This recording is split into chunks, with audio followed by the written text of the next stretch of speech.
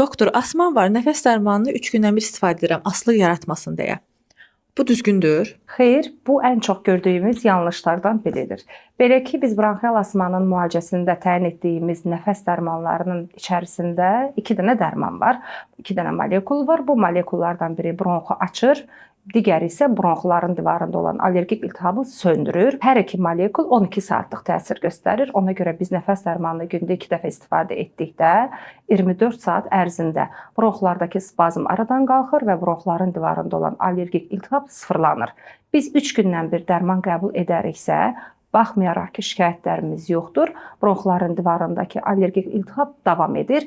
Bu isə xəstəliyimizin ağırlaşmasına, bronxların divarında geri dönməz dəyişikliklərin yaranmasına səbəb ola bilər. Əziz pasientlərimiz, nəfəs dərmanları asılılıq yaratmır.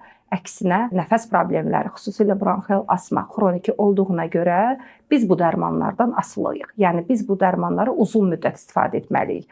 Nəfəs dərmanları toz şəklində olan dərmanlardır. Bu dərmanlar bronxların divarından demək olar ki, qana sorulmur. Digər orqan və toxumalar üzərində zərərli təsiri yoxdur.